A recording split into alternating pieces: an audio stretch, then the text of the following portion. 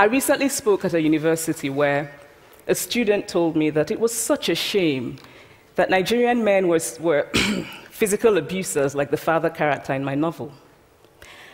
I told him that I had just read a novel called American Psycho, and that it was such a shame that young Americans were serial murderers.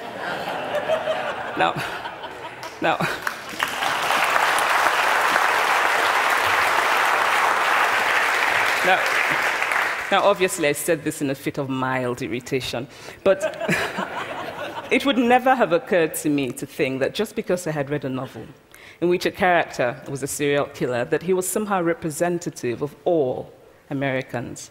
And now, this is not because I'm a better person than that student, but because of America's cultural and economic power, I had many stories of America. I had read Tyler, Updike, and Steinbeck, and Gateskill. I did not have a single story of America. When I learned some years ago that writers were expected to have had really unhappy childhoods to be successful, I began to think about how I could invent horrible things my parents had done to me. But the truth is that I had a very happy childhood, full of laughter and love, in a very close-knit family. But I also had grandfathers who died in refugee camps. My cousin, Polly, died because he could not get adequate health care. One of my closest friends, Okoloma, died in a plane crash because our fire trucks did not have water. I grew up under repressive military governments that devalued education so that sometimes my parents were not paid their salaries. And so as a child, I saw jam disappear from the breakfast table. Then margarine disappeared. Then bread became too expensive. Then milk became rationed. And most of all, a kind of normalized political fear invaded our lives. All of these stories make me who I am. But to insist on only these negative stories is to flatten my experience and to overlook the many other stories that formed me.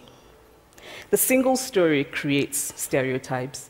And the problem with stereotypes is not that they are untrue, but that they are incomplete.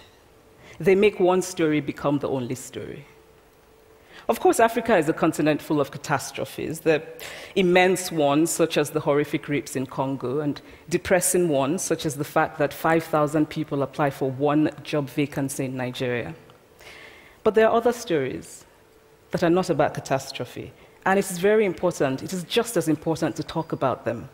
I've always felt that it is impossible to engage properly with a place or a person without engaging with all of the stories of that place and that person. The consequence of the single story is this: it robs people of dignity. It makes our recognition of our equal humanity difficult. It emphasizes how we are different rather than how we are similar. Stories matter. Many stories matter.